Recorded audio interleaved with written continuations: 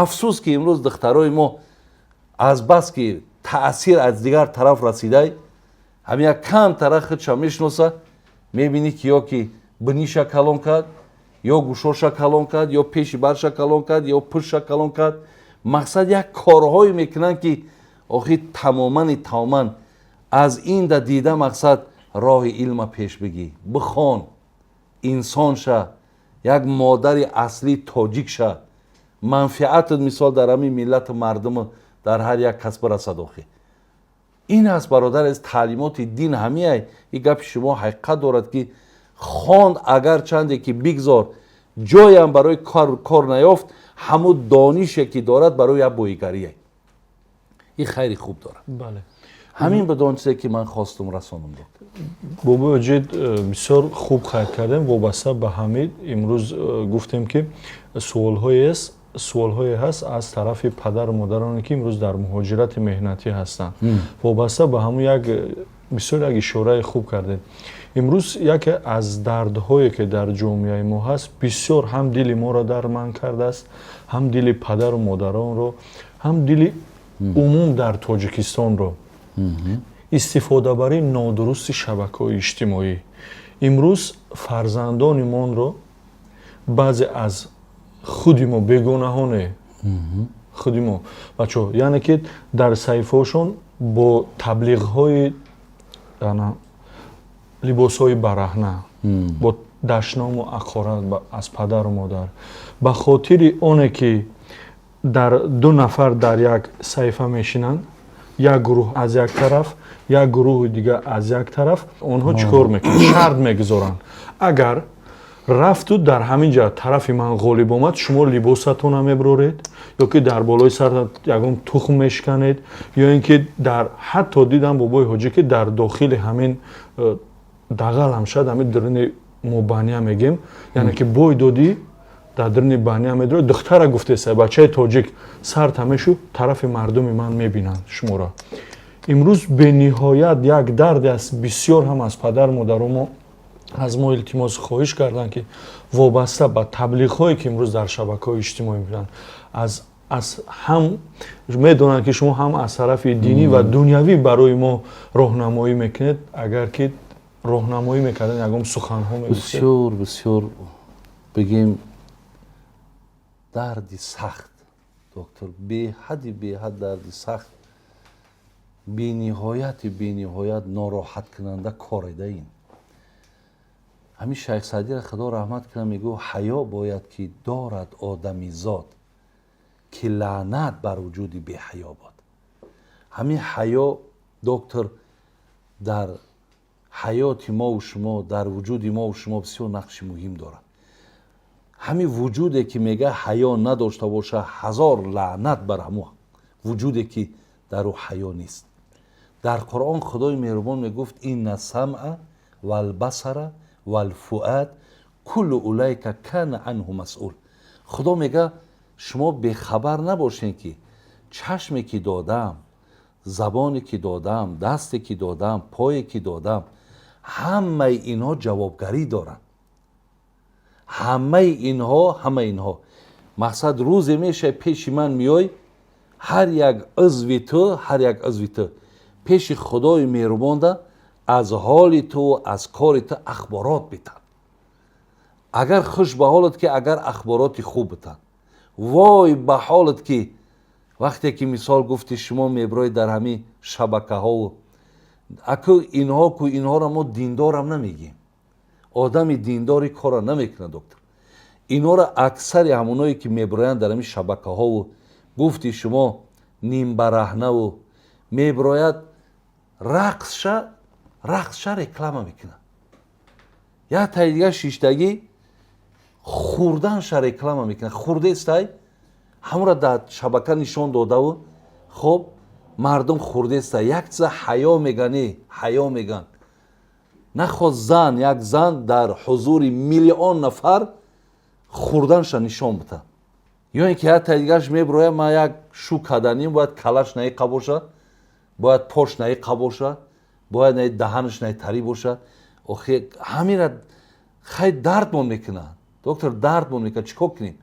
گفتی خوجندی یا پدر دارن ندارن آخ یا صاحب دارن ندارن ایو فقط یک کاره که همین حکومت و مقامات فیراد میکنه و تماما ایو را بگیم که همون گفتی رسول زپرید میمونه که بار دیگر اگر میبروی تو دیگر مقصد در قید حیات دیگر برای تو ممکن نیست زندگی کرد تو میره دفع میشه مقصد زیرا ضرر اینها دکتر به حد به فرزندای ما سخت رسیدگی بینیت سخت رسیدگی یک سر لباس شوند اهمیت بتن آخ یک گپ زدن شونه اهمیت تن یک کار و بار شونه اهمیت بتن آخی نخوا که در اینترنت ببرو مقصد یک نصیحتی خوب کن در اینترنت ببرو یک راهنمایی خوب کن یک مثال چیزی نویره که مثال پخت و پس شد دیگران نمیدانند نشان بده که تا مردم یک کسب کار باموزه نخوا که در اینترنت فقط مثال تو بگیم پشت نشان بده و پیشت نشان بده و خب همون تنه برهنت نشان بده و آخی یک بسیار به شرمی و به حیایی است ولی یارا فقط و فقط همین چیزها اگر پیش راشون نگیرن یا که خدا دانای دیگه یا ای بود و بخور برامگیان گفتی چیزا یارا گپ هم دیگه تاثیر نمیکنه بله انا یک پدر و مادر دیگر از ما خواهش کردن که وابسته به نصیحت فرزندشون امروز پدر و مادرشون در فدراسیای روسیه در مهاجرت مهنتی کار میکنن بسیار هم با یک زحمت های خیلی وزین مبلغی رو به دست میارن اما امروز فرزندانشون در دانشگاه عالی امروزه تحصیل میکنن همون مبلغ هایی که پدر و مادر برای خواندن فرزند روان میکنند برای تحصیلش برای زندگیش لیکن فرزندان امروز همون مبلغ ها رو گرفته استفاده میبرند در راه نادرست یعنی که کامپیوتر بازی میکنند در همون بازی هایی که عموما نادرست است پول مهنت زحمت پدر و مادر بسیار دردی است در همون بازی هایی که هست در اونجا استفاده برده میشود کارت ها رو چقدر استفاده بردن این همه بچه که دیدیم همه تعزیه بیان کردیم مثلا قابل جان همون مرد همون بچه که همه قابل جانکش همه از روی همون بازی هایی که در کامپیوتر بشه یا که با همون چگونه استفاده بردن همون автомат ها امروز مبلغ ها رو فرزندان ما در همین جا اسراف میکنن همچنین امروز شما همچون عالم به خاطر که اسراف مبلغ زحمت و مهنت پدر و مادر گناهش چیز در سر همون اونهایی که اسراف میکنن مبلغ را که دکتری موضوع شما بسیار شرحی وسیع و طلب میکنم مقصد برای چی فرزند به قدر مبلغ پدر و مادر نمیرسه برای چی مقصد یک دویم که چرا فرزند ما مقصد ساعتهای دراز در همون کامپیوتر خانه هست ولی پدر یا مادر هیچ مسئولیت احساس نمیکنن چرا فرزند ما همونجا رفته است چرا فرزند ما مثال در دستش مبلغ داره چرا مقصد بین همه اینها اگر شود میگردیم به سر موضوعی که ما و شما در اول گفتیم که مسئله تربیه است مسئله اخلاق است در آیت های قرآن الله مهربان میگه که وقتی حضرت ابراهیم خدای مهربان بشارتی به فرزند داد گفت که من ترا صاحب فرزند میکنم میدونین اولین گپی که گفت چی بود گفت رب حبل من الصالحین خدایا مقصد هیچ وقت من این نعمتی تو ناشکری نمیکنم نمیگم لیکن وقتی مرا بچه میتی بین فرزند میتی فرزندی صالح میتی بین فرزندی خوش اخلاق میتی فرزندی خوش معامله میتی فرزندی خوش گفتار میتی بین همین خیل فرزند برای من بته یکم داشت همین بود یا اینکه در دیگر آیات قرآن بینین که الله مهربان چی میگه میگه ربنا هب لنا من ازواجنا و ذریاتنا قرة اعین و جعلنا للمتقین اماما خدایا وقتی ما را فرزند میتی یک فرزند بته که نور چشم ما باشد. ببین فرزندی باشد که وقتی فریادش کردم نامش گرفتم لب یا تجام بگه، لب یا چجام بگه، انمی خیلی فرزند خدای برای من بده. یا آیت قرآن داریم بسیاری جودا دعا میکنن، میگه ربنا آتینا فی دنیا حسنه و فی الاخرت حسنه و قنا عذاب النار. همین دوره همه قریب توجیه که ما میدونن همین حسنه آخرتش معلومه که جنت های. یکی ربنا آتینا فی دنیا حسنه، در دنیا هم خیر بده. عبدالله ابن عمر بچه حضرت عمر میگه همین خیر میدونین چیه؟ همین خیر میگه فرزند خوبه. یعنی برادر عزیز پیامبرها را ببین، عزیزای خدا را ببین، بندگان رحمان را ببین، همه و همه دعاش همیه خدای ما را فرزند خوب بده، فرزند صالح بده. زیرا فرزند اگر اصلش بگیری بسیار نعمت بزرگه. فرزند هدیه خداوندی است. ببین فرزند نور چشمه. فرزند اگر بگیری زینت همین دنیا و حیات ما همین فرزنده است. فرزند این میوه دیل است. ما برای این باید شکرگزاری کنیم. خود در همین سیستم همین بگیم کودک همین کار میکنی، ببین که چقدر مردم سعی میکنن، کوشش میکنن که صاحب فرزند شوند. برای همین پیش از صاحب فرزند شدن تعلیمات دین همیه که شما دعا کنید که خدا فرزندی صالح تو بده. ولی بین امروز ای بچه‌ای که مرا گوش نمیکنه، شبا دیر میه، خب در فسق فساد داده شدگی ای، خب در تبلیت کشیدگی ای، شب دراز در بیخی کلیان ای، یا دیگر مثال کردارهایی که داره، چقدر پدر و مادر سوخته و چقدر غمگین و چقدر بیمار شدگی هن، همه ای پشتی فرزندی بی ادب ای، ای پشتی فرزندی ناصالح ای.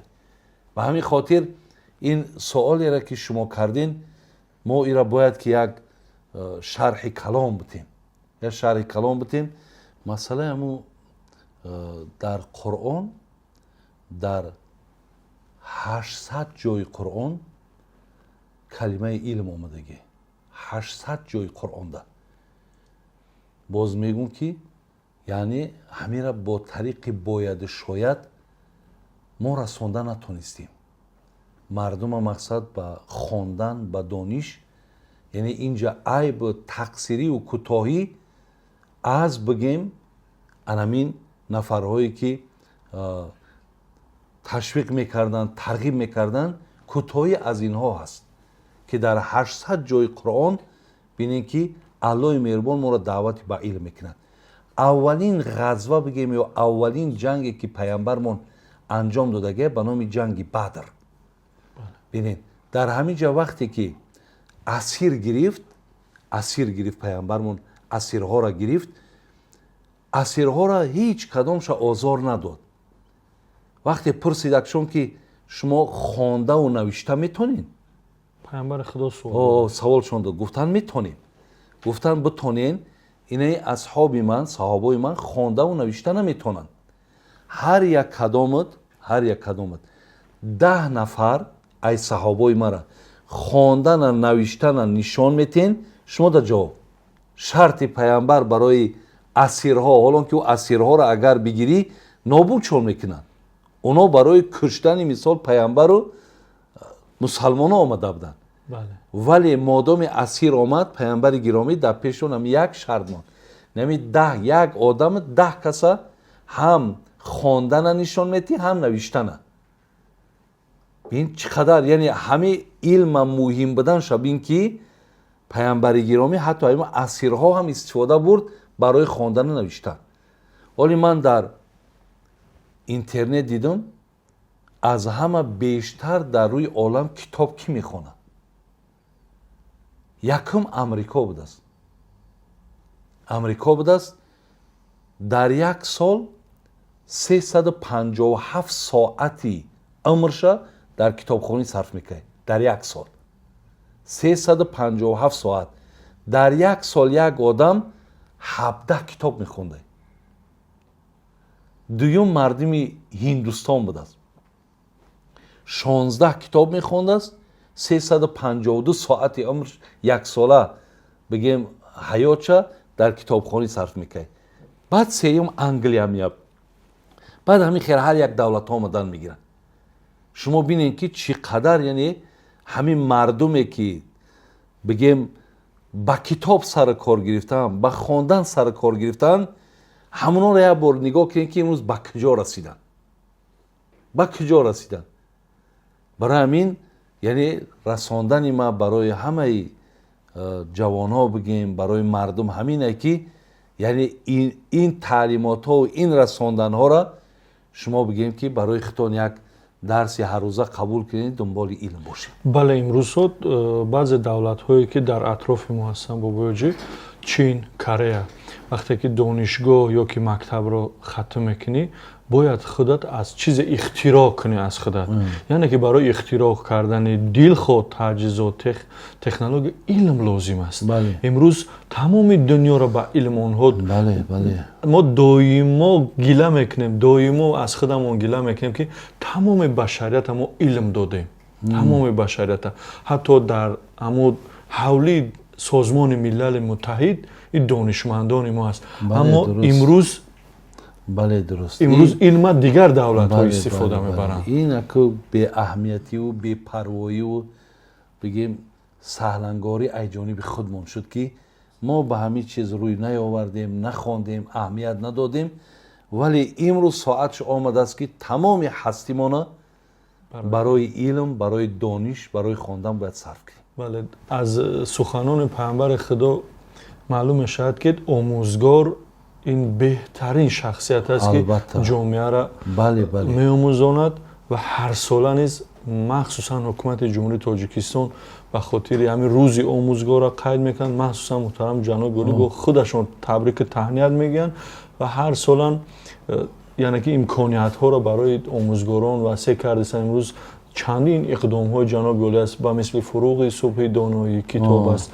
اثر زنده اثر نو زنده کردن کتاب بابا جان غفور، روزهای ماه نزدیک شاهنامه فردوسی، همه این به خاطر علم آموزی فرزندان ما است که آموزگار بله در حقیقتا آموزگار بسیار مقام بلند دارد. من در حدیث های پیامبر خواندم که یعنی آدمی که اگر مال نداشته باشد وای فقیر نیست. آدمی که اگر علم نداشته باشد وای فقیره. ما فقیر آدمی را میگیم که بی پوله. آدمی که اگر بی علم باشه را ما فقیر نمیگیم. مسکین مثال بگیم نادار نمیگیم. پیامبر گرامی میگه من فقیر و مسکین و نادار کسی را میگم که علم نداشته باشه. و آموزگار در حدیث ها خواندم که حتی علای میرمون میگن ملائکه ها، پرنده ها میگه در آسمان، مایه ها میگه در زیر آب، حتی میگه حتی میگه النملة فی جحرها، حتی مورچه میگه در درون سوراخی در حق کسانی که آموزگار هستند طلب مغفرت میکنن. تصور کن تمام مخلوق خداوند در حق آموزگار دعاگو است که اینها مقصد سبب میشوند که چی قدر مثال بگیم در بین ما متخصصای خوب میبرویند، چی قدر متخصصای خوب میبرویند، چی قدر آبادی و پیشروی ها ای جانب همینا میشوند. خدا کنه که همینا باز هم در همون مسئولیت چون صادقانه باشند. چی قدر هم صادقانه باشند هم مسئولیت احساس کنند که از اینا چی یک وابستگی خیلی کلان داره که مقصد آینده ملت به همینا های. ای کاش مقصد همین آموزگارهای ما هم بگیم که صادقانه و هم به مسئولیت کار کنن که امروز مثال ما هیچ وقت ای بیرن یک بیگانه را آورده و از اون مثال کار طلب نکنیم که برای در فلان کو ببین در کجا ما انگیش داریم، در کجا طلا داریم، در کجا نقره داریم، یا نشود روزی که از همینجا بیماری هامون مقصد به ملک های دیگر روان کنیم. ای کاش همین متخصصای ما، همین بگیم همین آموزگارهای ما در همین کاری خودشون خیلی فعال باشند تا همین کاری ما در همین درون اگر حل خودش بیاورد خوش به حالشون که این قدر манзалат мартаба дар ҳаққи ҳамин омӯзгорҳо ҳаст. ана ки доктор мегзарем дар ӯ саволи шумо, саволе ки фарзандое ки гуфтем мақсад падарҳоро модарҳоро гӯш намекунанд дар масъалаи сарфи маблағҳо бин ягон зарра раҳм надоранд. ман оятеро хостум дар ҳамин ҷа хонум аллои меҳрубон дар Қуръон мегӯяд вало тақтулу авлодакум хашята имлоқ наҳну нарзуқуҳум ва иякум инна қатлаҳум кана хитъан кабиро. аллои меҳрубон чӣ мегӯяд? мегӯяд ки пешаи мусалмонҳо ака бигем як 15 аср пешаи шумо мегӯям мардуме буд ки вақте дар хонашон фарзанд таваллуд мешид мегӯяд баъд дар зеҳншон як фикр мегузашт и пага калон мешава ира май куҷо ову нон метам. мегӯяд дар зеҳншон ҳамин меомад. ира ояти Қуръон гуфтиста аллои меҳрубон аз ҳаёти ҳамон мардумо нақл киста. оли дар зери бисёр як мисоли зебо барои тарбия омадагиай ман барои ҳамин оят овардум. мегӯяд дар зеҳншон ҳамин фикр меомад ки ба ғайри ира куштан дигар ман раҳ надорам. мекушумаш мақсад ҷонам халос дар оянда не дигар и таом мега не либос мега не хӯрок. лекин аллои меҳрубон чӣ гуфт? инна қатлаҳум кана хитъан кабиро. шумо бисёр ба як гуноҳи бузург даст додед. бисёр як андешаи нохуб кардед ки фарзандои худтона барое ки ман аз куҷоира мехӯронуму мепӯшонум бурде нобуд кардед. алло бо дар инҷа меҳрубонона мегӯяд ки наҳну нарзуқуҳум ва иякум э бефаҳм э беақл худта ва фарзанда ман ризқ метам. яъне ту чӣ метарсӣ дар ҳаққи ӯ? ман шиками тура сер кардам тура калон кардаму фарзанди ту да мақсад ман ризқ наметам. оли бин бародаре оли ҳамин тарси оли нодориам имрӯз дар бисёре мо ҳаст. ҳатто мумкин як моҳа хӯрокарам дорум метарсам яке гушна намонам, яке мисол бепул намонам, яке ягон мақсад чӣ нашавад гуфта оли дар фикри бисёре аз мо анами чиз ҳаст. анами заифии моро нишон медиҳад. анамира таваккали бо худо надоштани моро нишон медиҳад. оли як қиссара шайх Саъдӣ дар Бустон меорад мегӯяд ки яке тифл дандон бароварда буд. падар сар ба фикрат фурӯ бурда буд. кинону об аз куҷо орамаш мурувват набошад ки бигзорамаш. чӯ гуфт ин сухан назди ҷуфт нигар зан ӯро чӯ мардона гуфт. махӯр ҳавли иблис то нон диҳад ҳамон ки дандон диҳад он нон диҳад. як падар омад бачаак шикаят хост ки як мақсад вақт хушк кунад ки дид ки дандонои бачааш биромада.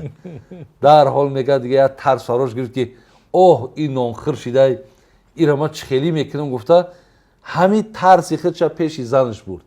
баъзе занҳо бисёр ба ғайратанд. бисёр мисол бигӯем ки иншоалло ақидаи мустаҳкам доранд. вақте дар пеш занаш ҳамин гапа зад занак ҳабид чӣ ҷавоби зебо гуфт. махӯр ҳавли иблис то ҷон диҳад. тара гу мардак васвоси шайтон ба ҳамин аҳвол овардаед. ҳамон ки дандон диҳад он нон диҳад. ҳамон зоте ки дандона додай худаш нонша мета ту чӣ ғам мехӯрӣ? ҳоли бин мегӯяд шайх Саъдӣ дар дигар мегӯ ғами рӯзӣ махӯр мазан авроқи дафтарро ки пеш аз тифл эзид пур кунад пистони модарро. ҳоли фарзанд ноёмада мега пистоно пури шир тайёре мега чӣ ту ин қадар фикри ҳамира мекунӣ? фикри ғами ҳамин мисол тура бурдааст. бин ризқро бедил мега ризқро рӯзирасон пар медиҳад бемагас ҳаргиз намонад анкабут. мегӯяд ҳамин ризқа худои меҳрубон парш мета мепара. мега як бор ҳамун бигем ки торое ки анкабут кашидай бин ҳамунҷа ӯ ай куҷо ҳамун анкабут мега қудрати пашара қапидан дорад.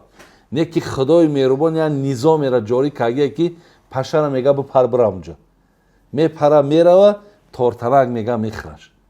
Ака фикри ҳам тортанака кад фикри мақсад фарзанди тара намекуна. ҳасани басрӣ як гапи зебо дорад дар инҷа мега дар 99 ҷои қуръон хондам ки худованд хича кафили ризқ эълон кард. ман разоқам гуфтааст.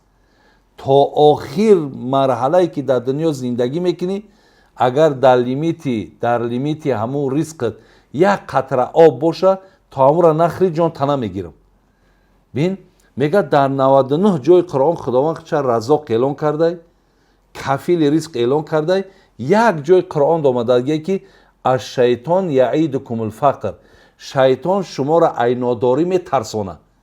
мега ма тааҷҷуб мекунам мардум да 99 ҷойда ки худо мега ма кафилам, мардум ба ӯ такя намекунад. як ҷойда ки шайтон айнодорӣ метарсонатон, шумо дар ҳамин мега аллакай тарсону ҳаросон шидем. барои ҳамин тавоност он худованди рӯз, тавоност он худованди рӯз ки рӯзӣ расонад, ту чандин масӯз. бибин нигорандаи кӯдак андар шикам, нависандаи ризқ рӯзист ҳам. ёро шайх саъдӣ мегӯяд. барои ҳамин як худои тавоно дорем. ҳеҷ вақт дар атрофи ризқ касе бояд ки тарс надошта бошад. лекин як чиз аст ки барои ризқ инсон бояд кӯшиш кунад. дар сураи ҷумъа мегӯяд ки фаиза қузияти салот фанташиру фил арз. вақте намоза буд карден, даравай масҷид берун шена вабтағу мин фазлиллоҳ. дар атрофи талаб кардани ризқтон бошем. ва ризқи аллоҳи меҳрубон ҳамин бандаи меҳнатмекагиву заҳматмекашидагиро дӯст медорад.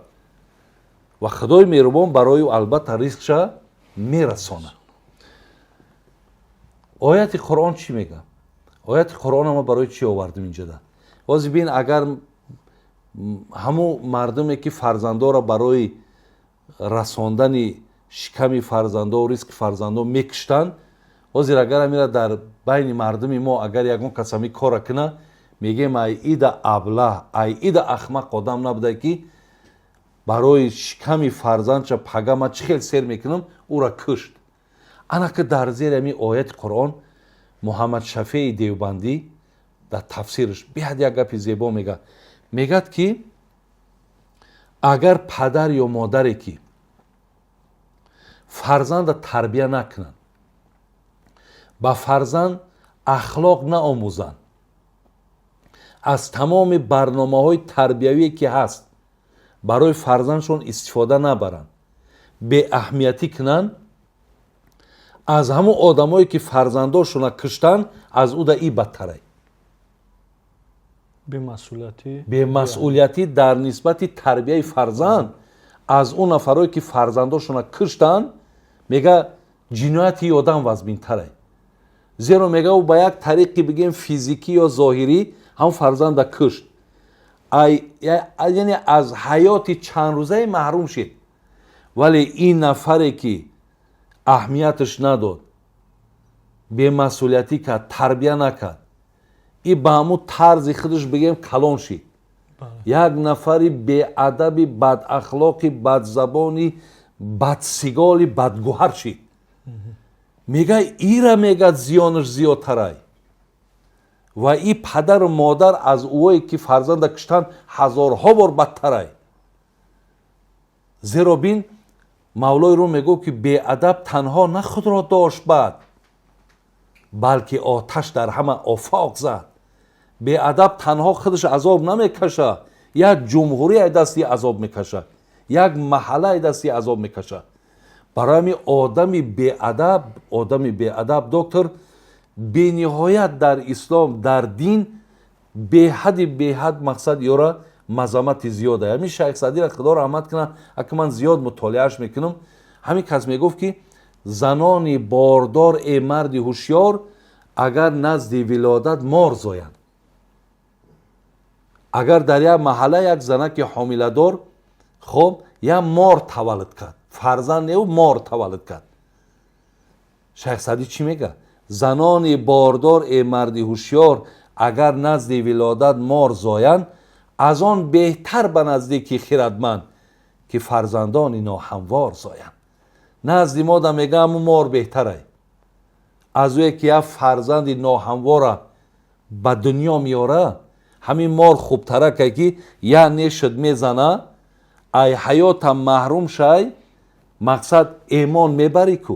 бале вале бо одами беадаб инсоне ки агар ҳамроҳ шиду дар як ҷо агар кушта шид ҳам эмон ай даст рафтай ва ҳам бин ҳаёт ай даст рафтай, ҳам гардани падару модарам хам шидагӣ ай ҳисоби падару модарай. ман имрӯза аку мо ҳам доктор бисёр мешинем бо одамои бигем яку ду мешинохтагиам мешинем ба одамои ҳархела мешинем. бисёршай фарзандо шикоят доранд. худкардара мега даво нест. хар ба сай одамӣ нахоҳад шуд гарчи дар пои минбаре бошад. одамиро агар тарбият накунанд то ба 100 солагӣ харе бошад.